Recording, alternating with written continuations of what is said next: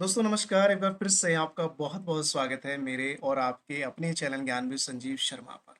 दोस्तों जैसा कि आप सभी को पता है कि पूरे देश में ये जो एसआईआर फॉर्म है इसको फिल किया जा रहा है। जो बीएलओ हैं आपके एरिया के वो डोर टू डोर जाकर के आपको कुछ इस प्रकार का फॉर्म प्रोवाइड करा रहे हैं। अगर आपका नाम वोटर लिस्ट में है तो आपको इस तरह का एक फॉर्म दिया जा रहा है। ये देखो कुछ इस प्रकार का एक फॉर्म दिया जा रहा है जिसको आपको बोला जा रहा है कि भैया इसको आपको फिल करके देना है। तो मैं आपको आज की इस वीडियो में कंप्लीट प्रोसेस बताने वाला हूँ, कंप्लीट एक तरीका बताने वाला हूँ कि कैसे आपको इस फॉर्म को फिल करना है।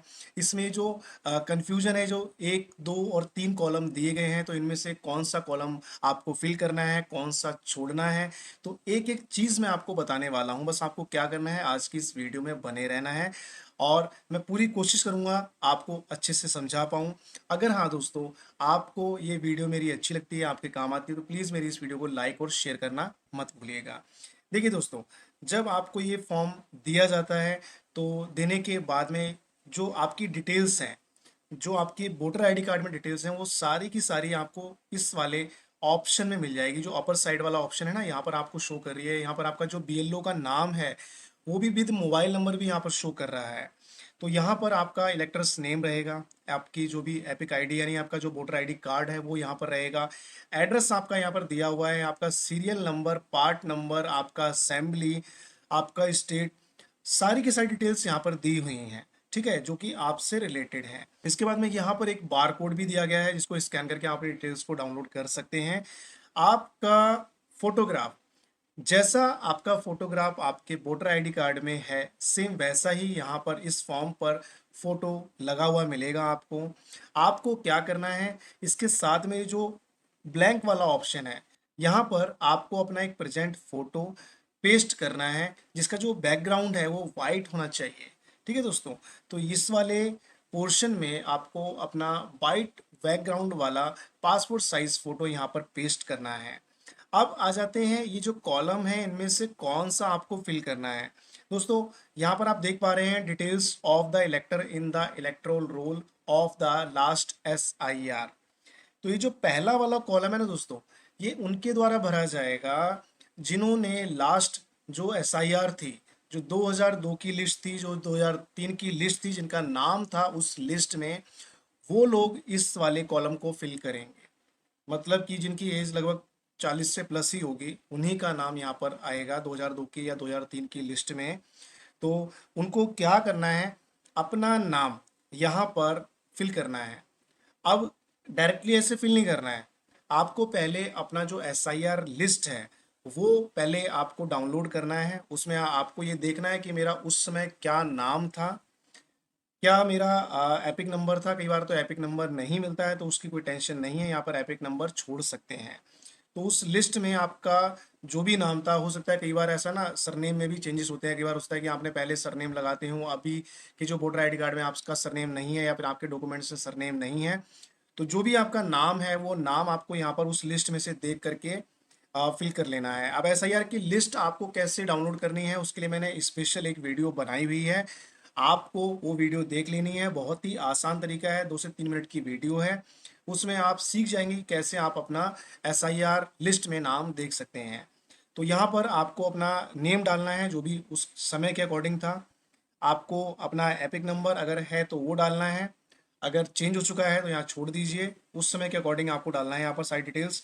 रिलेटिव नेम, अब रिलेटिव नेम में फादर नेम भी हो सकता है, हस्बैंड नेम भी हो सकता है अगर महिला का केस है, तो यहाँ पर रिलेटिव नेम डालना है। रिलेशनशिप डालनी है यहाँ पर, तो जो भी रिलेशनशिप है, सन है, वाइफ है, डॉटर है, तो वो सारी चीज़ें आपको डाल देनी है यहाँ पर। इसके बाद में डिस्ट्रिक्ट आ गया, आपका जो भी जिला है वो आपको डाल देना है, और यहाँ पर आपको स्टेट भी डालना है।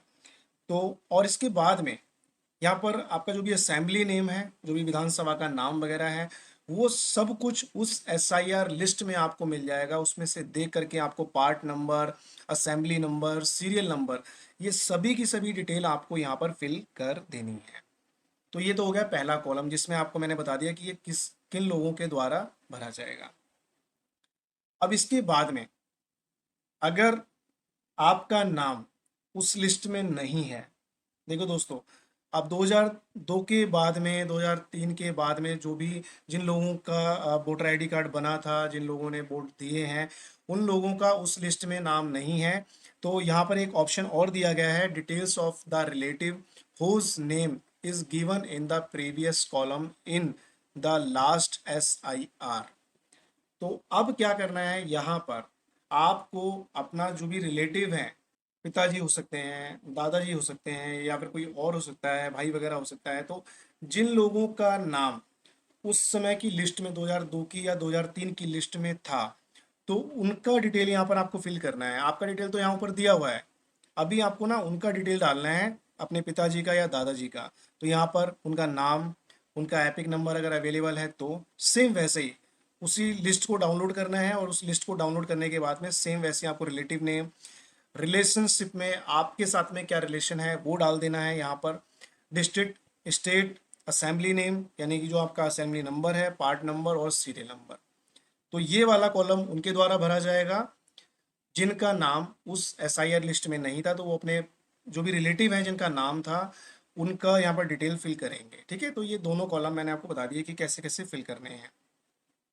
इसके बाद में आप नीचे आ जाइए।